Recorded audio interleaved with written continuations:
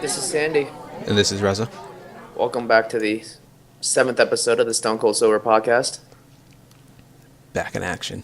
Back in action. Interesting week. Just in terms of the article that we came across and sort of who they include. Yeah. Dan Jenkins wrote an article in the Golf Digest where it was a fake interview with Tiger Woods. And in it, he just tears into Tiger Woods' character, saying he likes to fire people, saying that all these really crazy negative things about Tiger Woods on normally the man. Tiger will not comment on anything.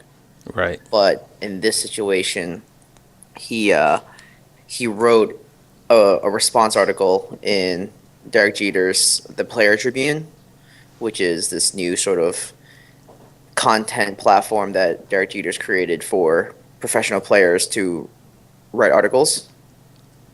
And it was just very interesting that Tiger responded at all. Right. So he posted an article in the Not True, Not Funny section. So kind of a response to Jenkins and his fake interview, and it was in the straight up section. Yeah. And yeah, the article was titled the straight up Not section. True, Not Yes, Funny. I'm sorry, Not True, Not Funny. You're right. Yeah.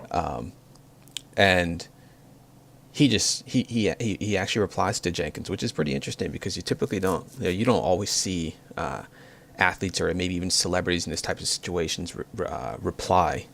You kind of just let it go. But I think something about this particular article, or maybe the entire situation, just really struck Tiger, and he really wanted to reply. I don't know, what are your thoughts on it? Do you like his reply? Do you agree with what he says? I think that when you own your own image and you're a figure in the public space, certain things might hit you more harshly. And I appreciate that he hasn't sort of come or stood behind a huge PR wall to say what he wants to say. Yeah. I think sort of the little bit of background between the two men. Dan Jenkins is 84 years old and used to eat and travel with people like Arnold Palmer and have personal relationships with them. Tiger Woods has never sat down with Dan Jenkins. And a little bit of interesting history is back when the whole extramarital affairs situation had come to light regarding Tiger, Dan Jenkins has basically waited 4 months before he published any article about it. And when he did, he basically called out the hypocrisy that everyone had been living under with regards to Tiger and the relationship, and saying how what's her name? His wife? His Tiger Woods' I guess ex-wife. Yeah. His wife was nothing more than just an ornament, and that people I think were making too big a deal out of it. I think it's interesting that I think because Dan Jenkins doesn't have a personal relationship with Tiger, that he writes something like this. I also don't know where Tiger Woods is in his life right now, knowing that he's a little bit older.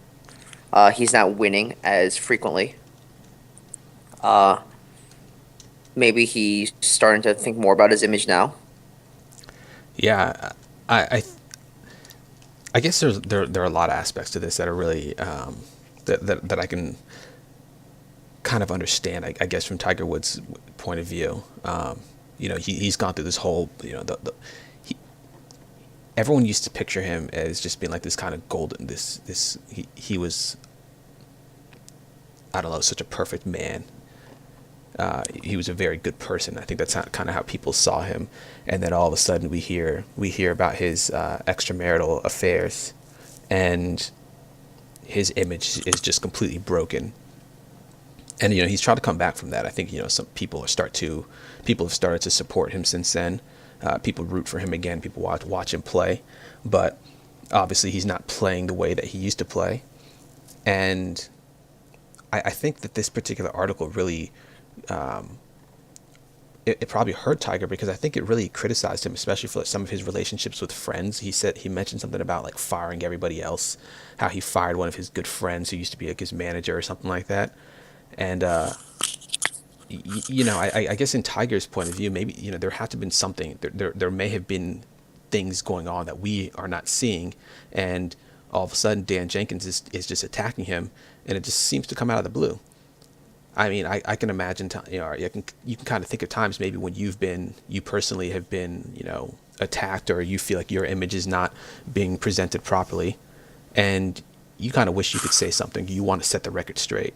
And that's kind of what I like about this particular article and even this platform, that this is a place where you can set the record straight. Do you think that it actually isn't out of the blue? You think that Dan Jenkins is just now held a grudge against Tiger because he's refused to sit down with him all these years? I mean, I don't really Do you know too think it's a much way about of him to lash out? I don't know too much about their backstory, but I mean, if we can trust the letter that Tiger Woods and his lawyers sent to Golf Digest, it seems to state that they hadn't, at least They never there was asked. no yeah, there was no recent request for an interview with Tiger. I don't know too much about the years prior to, and what the most recent request actually was. I mean, it certainly could be maybe Jenkins had been very upset or something. But you have to think too that the Golf Digest they had to have been in on it at least at some point. They hired a photographer they hired a Tiger impersonator to kind of look like Tiger. I think he was sitting down in a restaurant at one point or something like that, and he was like in front of a Cadillac. So they had people there. They had someone there who was supposed to look like Tiger and supposed to make the reader think that they actually had some interaction with one another. But in reality, it really wasn't him. I know the article is titled "My Fake Interview with Tiger Woods." I don't know if it was actually called that at the time or if they've changed it since since Tiger's response. Do you know anything about that one at least? No, I don't know if they've changed the title of the article or not. Mm, But I do know that Golf Digest at one point did have a promotional relationship with Tiger, right, and I wonder if they would have allowed this to air if he was still sort of in a contract with them. right. I mean, I would like to imagine not, right? I mean, if your company, if I mean, maybe it's a little different, but if the company that you worked for, a company that you were affiliated with, did something like this, I'd feel pretty betrayed. I wouldn't want to work with them anymore. Sure, I feel like they would have to at least run it by Tiger at that point if you're Right, in a relationship with them. right. And maybe even if you were in a relationship with them, uh, they ran it by you.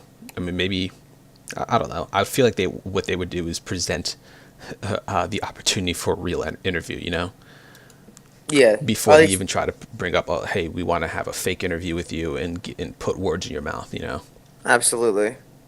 I mean, let's see what else did this interview sort of talk about? Uh, The fake interview. yeah, So at one point he says something about he says that he says, why did you turn down my previous interview requests, and why have you accepted an interview, or why have you agreed to an interview with me now? And Tiger says, oh, I wanted to rebuild my brand, and Jenkins goes, I should say fake Tiger, not real Tiger. And then yeah. Jenkins says that TV still loves you, the average people still love you, the average person loves the Kardashians. And I mean, that I think he says something about that's how America, the average American thinks, but still they still love you. I'm just trying to figure out why uh, when Tiger lives behind this shroud of privacy, Hmm. that he would come out to this one. I don't know why this would be more particularly hurtful than others. Maybe it's sort of the tone or the intent, because SNL did a ton of skits with Tiger regarding his wife, whose name is Ellen Nordegren. Okay, right. Used to be his nanny, right? I did not know that. Yeah, I think it used to be his nanny. I And see. then I don't know how much she made out on the divorce, but she Her net worth is something crazy. I think it's like 500 million. I was gonna say it's like half a billion, right? Yeah, not bad. But that's neither here nor there. Yeah. Um, but even South Park did an episode. I think he knew when that was all happening that he was going to be subject to this kind of this media attention. I'm sure. Uh, that at the end of the day, no one is sort of above anyone else. Like if like America, as much as America loves the underdog, America loves the downfall. Yeah. I think everyone's really obsessed with watching people flame out. Right. Like when Michael Richards did that huge stand up thing, Yeah. when he got really racial, Hmm. and then like that spread out like wildfire. He still can't work as well. It's because everyone used to love him as Kramer. Now it's everyone just only remembers him for those 5 minutes. Right. So my thought about why he would reply to this one and not like the SNL skits, for example, I feel like this particular interview, especially if they did not indicate that it was really fake beforehand, it makes it seem like this was a real interview with Tiger. Maybe I don't know too much about the Golf Digest magazine, but I'm pretty sure that they have pretty decent relationships with a lot of athletes, and maybe this one seemed like it could have been real. It could have been misconstrued as real. Yeah, Right. And Pete, it to me, I don't follow golf or even Tiger Woods very much, but to me, it seems like it's come out of the blue. Like there was no catalyst for this particular article. It just kind of draws attention to Tiger Woods, and you know, I think maybe at this point he would like to move past that dark area of his life. hmm Straight up platform. Maybe he reads it pretty regularly, and I maybe mean, he he's the felt, first one. oh, He's this is the starting. first. All right, never mind Yeah, then. he's I don't starting know. this section of the players review. All right then. What were you gonna say? I was gonna say maybe this particular platform, he felt that this was a good opportunity for him to just set the record straight, let the people hear his side of the story. I think that's definitely the aim of this particular part of the site. Who else do you think could benefit from sort of writing their side of the story? I mean, there's certainly no shortage of like athletes and even celebrities that that could benefit from something like that. I mean, I feel like someone who could really benefit from that would be like Kanye West. Yeah, Yeah, Kanye is. I feel like Kanye, when you see him in interviews, like that interview with Sway. Who was the interview he did with BBC? Nick Lowe. You're right. He's. I feel like he has a very good idea of what he wants to do and what he wants to say, and when he actually says it out loud, it doesn't sound right to other people. I feel like if he had the opportunity to write down what he wanted to say, had other people edit it and look at it and be like, hey Kanye, this looks good, this doesn't look good. I know what you're trying to say, so why don't you try saying it like this? I feel like maybe people would understand him more. Yeah, I also think that Kanye has a very interesting way of describing things. He speaks in a lot of uh, he does a lot of comparisons when he speaks.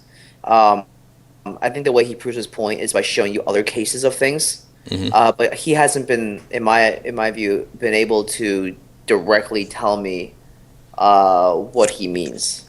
Yeah. It's always like I think he has a hard time describing exactly what's on his mind, and I think that's the most frustrating part for him Right. because he sees things. He's a classic storyteller where he sees things in pictures, and he can only describe the picture to you by describing a different scene, but he can't describe the actual scene that he's seeing. Yeah. And he seems to make a lot of comparisons to like the huge figures. Uh, I think in the I don't know if it was the Sway interview or not, but I think he compared himself to like Jesus or to God, and Yeah, to other people see that or they hear that, and they just think, wow, what an egotistical prick. Like, why? How could he think that of himself? Why does he see himself that way?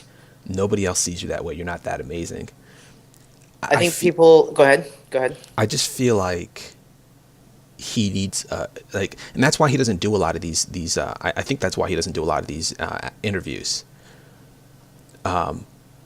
he I think he gets that people don't understand him, and maybe maybe this is just Oh, also with that Sway interview, I believe that was after his Charlemagne interview he did with the Breakfast Club, and Yeah. Charlemagne really attacked him. So I think he was probably on edge during that Sway interview, and things kind of blew over during that Sway interview, who I believe he's supposed to be friends with. Right. I find it very interesting when people hate on his confidence. I think there's nobody should be more confident about themselves than that person. That's what I always believe. I Yeah, don't find anything wrong with the fact that Kanye is confident in his ability because no one else is ever going to be. yeah, You have to be your own best fan. You have to believe in yourself. If you don't believe in yourself, then why do the thing? right. I feel like a lot of people are too quick to jump to the crazy accusation, and Yeah. with that, you don't really know that person. They're huge public figures. I mean, you can say the same thing with like Tiger too. You don't know this person. You just see all you know about this person is what you read in the newspapers and Right. tabloids or online and whatnot. All And of their a lot all of of that, their uh, all of their views are formed based on the writers and authors of the articles that they read. right? And those people have different agendas. Whether that is Exactly. to whether they don't like that person. Maybe they know the person, they don't like them, so they want to taint their image, or maybe they're just trying to sell sell views, get views, whatever that whether it's selling papers or getting views online. But you and I both know what like you said earlier, you like to see people love the downfall. Yeah. People hate on Kanye because of Kim Kardashian. People hate on him because of his ability, or I guess his current attempt to try and change the rap game and the music game, and Yeah, then and take his talents from there to pursue other things. like I fashion, think like fashion, like architecture. right, Uh, People are very quick to keep people in tiny boxes because that's easy for them to understand things right. and to uncomplicate things. Like Kanye is a rapper, he will only be a rapper in my eyes, and he's not allowed to do anything else. See, that was what Charlemagne was trying to get in his interview. I remember that part at least. He was telling Kanye, "I don't care about your fashion. You should keep rapping. That's all you should do." And Kanye was trying to help, or was trying to tell Charlemagne and the Breakfast Club why, or he was trying to explain his frustration with the fashion industry, all those big names in fashion that at least I don't really know much about, but I know that he was trying to explain to them or trying to convey his message, why he was so frustrated, what the meaning of his new album was, and Charlemagne was like, I don't, basically I don't care. I love like College Dropout. I love Late Registration. You need to go back and do that because Right. all this nonsense that you're talking about just is whack. I think he said the only song he liked was the first song on the CD. I don't remember which one it is, to be honest. But I don't remember the name of it at least. But that sounds, see, that's right there. That is Charlemagne trying to keep Kanye in what Charlemagne feels comfortable with. Exactly. And if you're Kanye and this guy's saying you need to go back and do something else because I said so, Hmm. that would irk me too. Right. I'd And be I like, think, who do you think you are? yeah. And in my mind, I think Kanye recognizes how difficult it is to stay. He's good friends with Jay-Z. Jay-Z's what, 43 years old maybe. I'm sure these people love to work. I don't think they're in it just for the money, for example. And I think Kanye really does enjoy fashion. He is an artist. He went to art school. I think right now he kind of sees clothing as sort of his canvas and where he wants to go to next with his life. He sees that Right. as a place that he can continue working. Say when he's 50, 60 years old, he's not going to be rapping when he's 50, 60 years old. At least I don't think he will be. So yeah, I think he said that in the Sway interview. He wants to be able to support his daughter, do something that he loves, and that's what he loves. So I mean, I'm not going to hate on him for that, but I don't, and that's at least what I interpret it. I interpret what he's trying to say, but he doesn't do a great job of explaining that. Right. Uh, I think he needs to write his thoughts down, pour over it, and refine it, Right. just so he gets a chance to really control that message. Right. I mean, we can even transition then and say that's what LeBron did. LeBron, after his decision on ESPN when he went to the Heat, he really took his Yep. time, I think, with his next decision when he decided to come back to the Cavaliers. Took his time, wrote a piece for Sports Illustrated. It was, I don't remember, I don't know who the professor was, but he had the help of I guess, an English or communications professor at some university who helped him edit and write the piece. And it reads very well and gives good feedback, or gives a nice clean image of him. Yeah. Um, I think LeBron's also older now. He's wiser. He also has now realized that he doesn't want to play the bad guy role. He tried it. Um, he thought. Well, he was also really young. He thought that he had to when he did the decision. He thought that was he, and that probably wasn't his decision because everyone thinks that that's his decision at the end of the day. I'm sure he was pressured by his people to capitalize on his position in sports to dominate the airwaves for an entire hour. Yeah, yeah, Because I remember people going to bars to watch the decision. It was a big deal in sports at that time. Because he is the best basketball player in the world right now. There's absolutely nobody else that you'd rather give the ball to. some people would debate you on that. I'm not going to reply to it. I'm not gonna say you're wrong. I'm just not gonna say Well, anything about it. um, I think that I don't know if LeBron would really benefit from it right now. I think he's already into that part where Oh he's no, like the older, wiser player. no. I don't Um, think he'd benefit from it now. I think that he did. I think he he would really. have. No. I mean, I think that he did it. I mean, I shouldn't say he's trying to set the record straight, but I think just in terms of writing his ideas down, crafting everything, and editing his entire thought process. I think that is what he was able to do with with his second decision when he decided to go back to Cleveland. Kind of like what we were saying with Yeah. Kanye. If he wrote his ideas down, thought about everything, had people look over it, and then put it out there, maybe people would understand him a little better. I mean, I think that's what he does with his music too. What about people like Adrian Peterson or Ray Rice? I was also thinking about that too, and I don't know if those people, like, I don't know if those cases are would benefit from this. I feel like all they Why would is really that? do, I feel like all they could, I mean, like really set the record straight. You're more or less trying to, I don't know, in my mind, you're trying to justify what you did.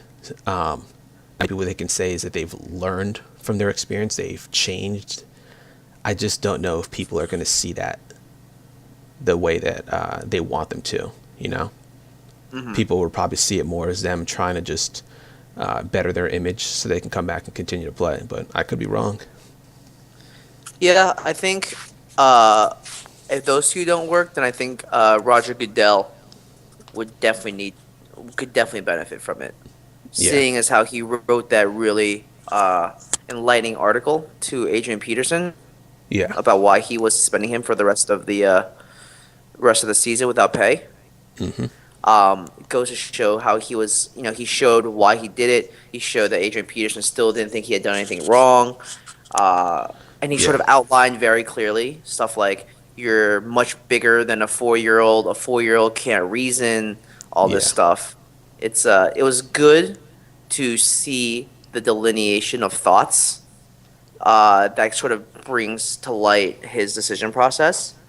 right, The same cannot be said about his decision on Ray Rice, but I think that was just sort of mishandled initially, and then covered up worse in a worse sense.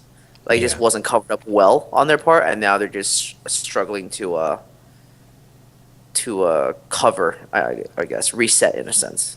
yeah. I mean, whatever the situation was with that, we don't know too much. Yeah. We don't know too much about how that decision was made. We have all sorts of speculation and all. I think we even talked about it a bit in I some feel of the earlier like, podcasts. yeah, But I think yeah, they definitely learned from the previous experience, and they also knew that there would be backlash. I mean, there still is backlash. People don't feel that the NFL has the right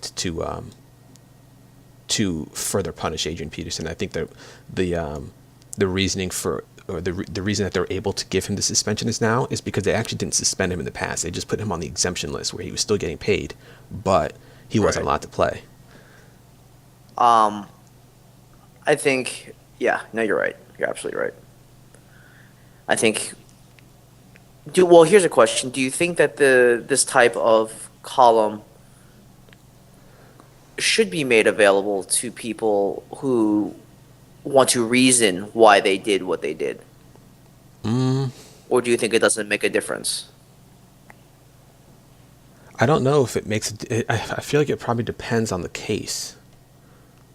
I don't think it would work very well for like Ray Rice and Adrian Peterson, but Barry yeah, I mean like Barry uh, Bonds? yeah, I mean uh, I said yeah, maybe I don't know. I don't know. I'm trying to think of a particular case where it would work. I don't know if the Barry Bonds one would work either. I think I think we put so much pressure on our athletes to be perfect that athletes will do anything to maintain that image. Yeah, So when they do something that tarnishes it, we sort of leave them for dead. It's sort of a very it's an interesting way where like a relationship that we have with our athletes, right? yeah. Like everybody loves, and then he comes out with this, and while I'm not condoning it in any way, people have now burned his jersey. It's we've left him for dead. Hold on, who was it that you said you cut out for a second for me? Adrian Peterson. Oh, okay, gotcha. I feel like we have a very almost abusive relationship where we only expect them to go out and play sports and not be real people. And it goes back Right. to the car compartmentalizing that we do for people that we don't know that are in the public eye. Hmm. So it's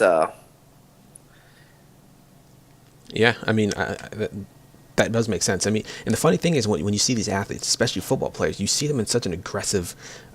It's a very aggressive sport. A lot of physical contact, a lot of like violence and the hard hitting and all, and then they have to revert and just go back to being completely normal people, and not only be normal people but be model citizens. And I think you and I both know that a lot of these people don't come from the best backgrounds, the best homes. They come from, they have troubled past, troubled youths.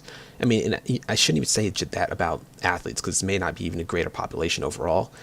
There are certainly a number of people that you and I both know in our regular lives that have, they do very strange things, that do things that aren't, right. We don't know about it.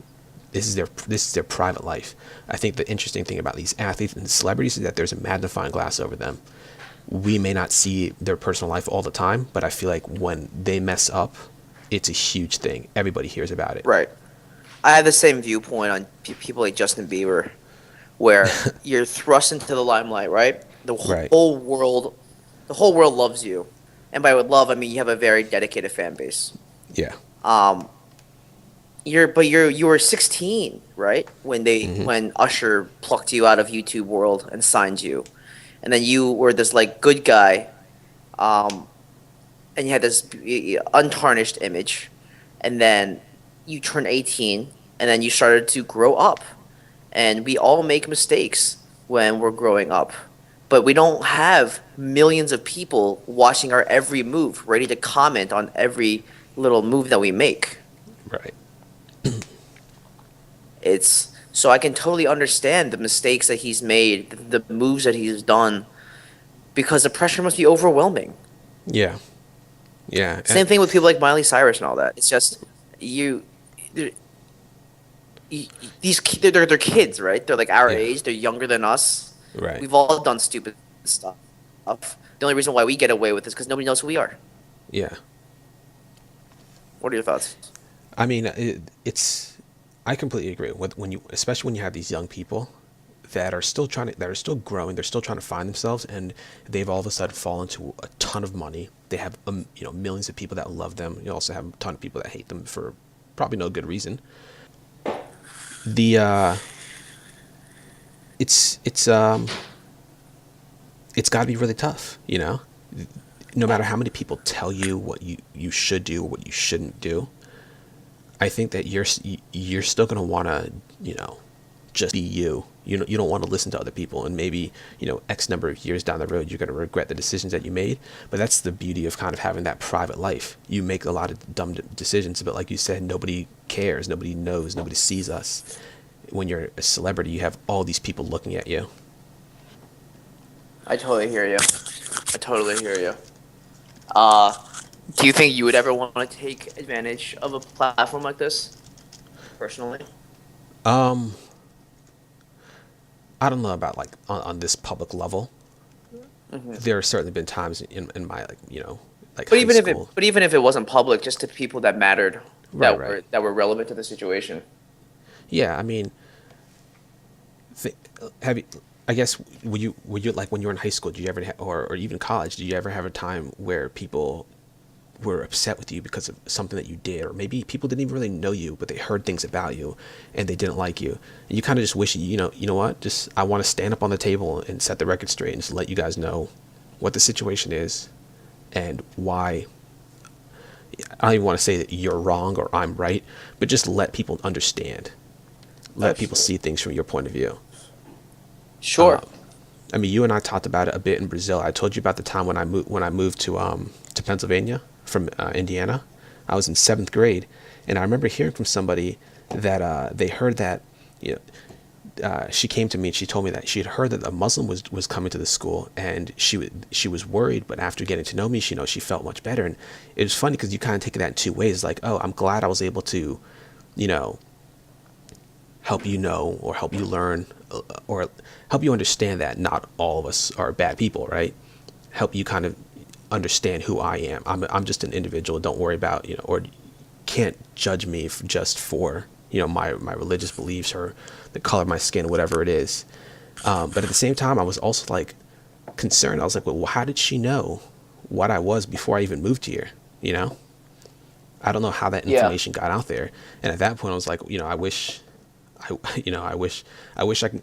It's not something I can just tell people and be like, hey, I know what's going on in the world right now, but I'm different. You have to just really help get to know people and let them know who you are, and then they can make their own, base their own or create their own opinion about you. So maybe in that particular context it wouldn't work, but I don't know. I mean, I don't know. How about you? I think the story that you brought up right there would be an interesting moment where if I had a platform like this, I would really, it'd be interesting to pen an op-ed of, to be able to present your side. I think in high school I would have totally done the same thing. Um, I think I would have done it in some of the relationships that I've been in. Uh huh. Uh, I think certain people deserve explanations for some of the decisions and actions that I've made. Right. And while it immediately wasn't clear what I had done was wrong, what I thought might have been just okay or just who I am, I think uh, upon hindsight, it's really funny. I read a quote that said like hindsight might be 2020, but it's so blurry to us all the time. Um, I thought that was an interesting quote. But I Yeah. think certain people would deserve sort of a written explanation about things that are more clear than just me fumbling over my words when I'm speaking to them. Mm-hmm. But then it sort of strikes a balance of is there a statute of limitations on these things where just let sleeping dogs lie. There's no sense in bringing up really old things. Right. I'm trying to think about situations in college too where I wish I could change things, but I don't really know if I have any in college. Oh, I definitely have some in college. Oh my gosh, I was there are some not fun moments of me in college, but I think it that would I think that depends on the importance for you to have like these really straight relationships with people. Hmm. And by that I mean is it self-serving to want to write all these things to people and give your side of the story? Sometimes potentially it's more important just to listen and Yeah. not talk for a minute. Yeah. Um, I mean, we all do the best we can, right? It's you, every moment you live your entire life up until this very moment, Yeah. and you basically take all the lessons that you've learned and try to inform any decision that you make. We still make mistakes all the time. Emotions sort of, for a lot of us, dictate a lot of our decisions. But I would Yeah. like, at the end of the day, I think I would really like a platform like this to set the record straight with people. Yeah. Yeah. No, I agree. It would be the interesting thing is I wonder why we even really need a platform like this to set the record straight. Why not just set the record straight? Just approach the person or people that you feel you have a problem with and let them know your side of the story. I think, well, with the Tiger Woods example, because the article went out to millions of people, Yeah, yeah, yeah. that he had to So choose an equal venue. yeah, I mean, so for that, it's not just let Jenkins and Golf Digest know, but let the people know too. But say for our situation, if it was just a small group of people, you wouldn't really need like a platform per se to set the record straight. You can just go to them. Yeah, I think people lack that sort of. I would almost call it not just confidence, but like bravery to do something like that. Hmm. I feel like we're all so used to being passive aggressive about things, not direct with people, Yeah. that it can be it can just be scary for people to do that, to go up to people and say, "Hey, what you did, I don't appreciate, and this is the reason why." Yeah. I feel like people are so afraid of confrontation nowadays, and that might not just be a product of how people are brought up, like not picking fights with people, being nice to everybody all the time, but sort of like society as a whole. We don't treat outliers that well. Yeah. We're trying to live in a very conformist society. I was reading this article about college students nowadays. They're saying that in college is when you really should be the most critical about everything, because you're learning and you're learning Hmm. how to be critical and you're being exposed to so many different viewpoints. But that college students nowadays are becoming more conformist in their views, so that you're either one thing or the other, and Yeah. that might just be sort of the onset of the polarization of our politics system, where there's only Democrats and only Republicans, and both people spew nonsense back and forth at each other. Yeah. That you either are 100% one thing or 100% the other thing, and people can't fathom that one person could be pro-choice but be also pro-NRA. Right. People like that for some reason can't exist in our system. Yeah. I think that we all just sort of lack a little courage to go up to people and just say exactly how we feel. I think people are afraid of messing up relationships with people, which is definitely like a real consequence. Hmm. I think people are afraid of just messing with the status quo, but I think a little honesty here and there never hurt anybody. Yeah. I mean, I would say I would definitely applaud anybody that would do it. There's confrontation is a very tough thing to do. In my mind, when it comes to setting the record straight in this particular situation, you're dealing with, say somebody said something about you, or you had an interaction with somebody else and they went and told their friends about it. It's so much easier to do something like that, to talk about people to talk about that person behind their back when they're not next to you. And then when you actually have to go up to that person to confront them, it puts a lot of pressure on you, because you have to say, hey, you did this, it made me feel bad. Now, all these people say this and that about me. That confrontation is a very tough thing to do.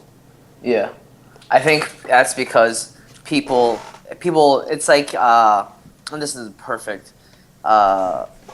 sort of highlight of sort of growing up in the AIM culture, Yeah. growing up text messaging, instant messaging, where you can just talk trash about everyone behind the security of a screen and a screen name.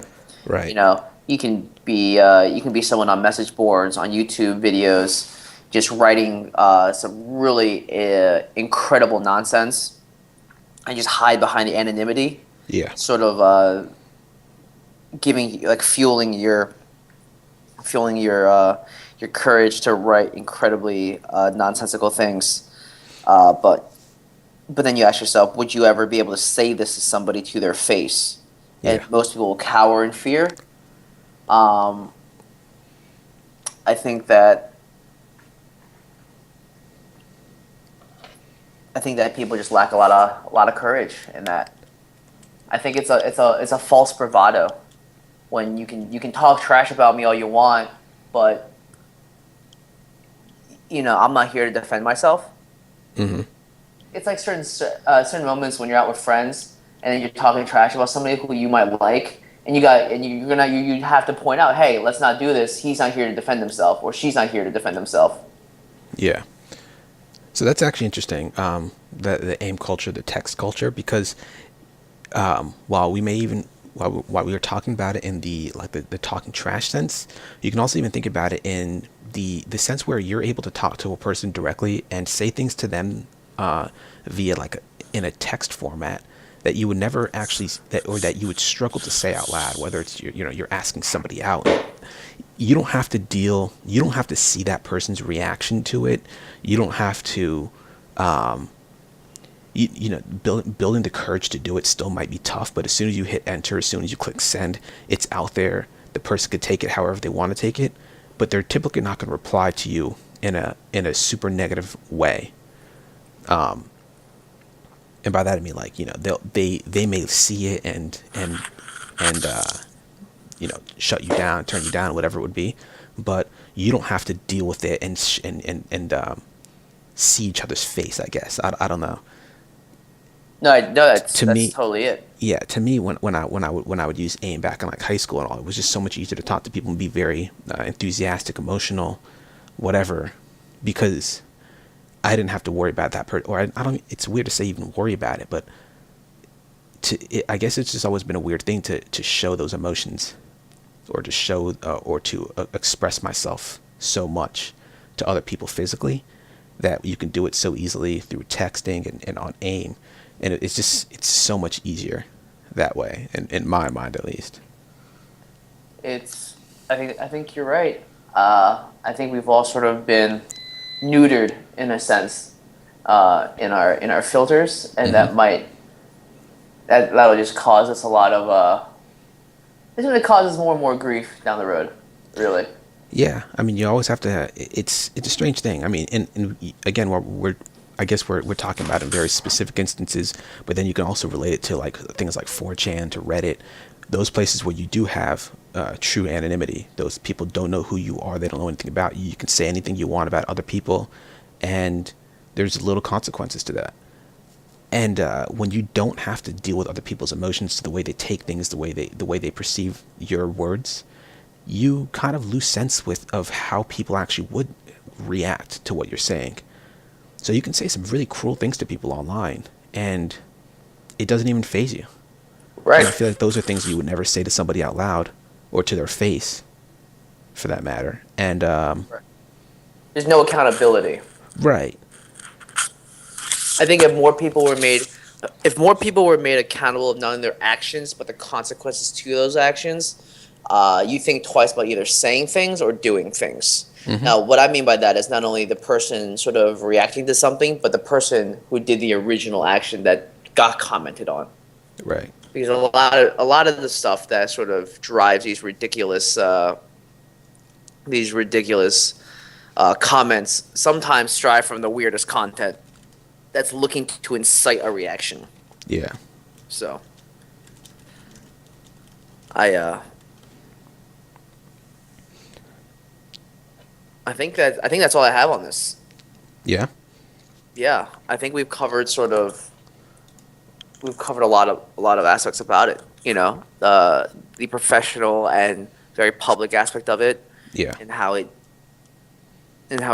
bleeds into the private lives of everyday people. right, Um, yeah. Because this issue certainly isn't isolated to this very public incident. right. I think if there's any last thoughts, it would be that we need to find the courage within ourselves to confront people that either treat us poorly and say something and not Right. let it fester, or just realize that when you do something, there are consequences Yeah, absolutely. that reverberate larger than just the immediate surroundings that you do them in. Right. Yeah, I think it's a lot of about respect, you hear about. I remember hearing these things like in second grade, right? Treat others how you would want to be treated yourself. I feel like that's a big part of life that maybe we kind of forget when we get older. I think it absolutely is. I think we're all out for our own good, and a lot of us are don't realize that we're willing to just. A lot of us are willing to do a lot of things to get to the top of whatever pyramid we're trying to climb, Right. but we don't realize that when we use people as stepping stones, that it can be really hurtful. Hmm. And you just have to think: Would you want to switch positions with that person? Right. And sometimes it's inevitable, and sometimes it's unavoidable. Hmm. But it's all about how you carry yourself and being willing to stand up to things. Yeah. Because if you're willing to, it's almost like if you're willing to do the crime, you have to be willing to do the time. Right. If you're willing to do things and you're willing to suffer the consequences, then you better be mature about it when somebody calls you out on it Right. and say, you know what, you're right. I'm totally ready to take this. Let's discuss it. Right. Yeah. And if you happen to be that person who's that stepping stone, you I would hope that you have the courage to confront that person. Let them know how you feel. Maybe they don't. Maybe they're unaware. They didn't realize how they made you feel.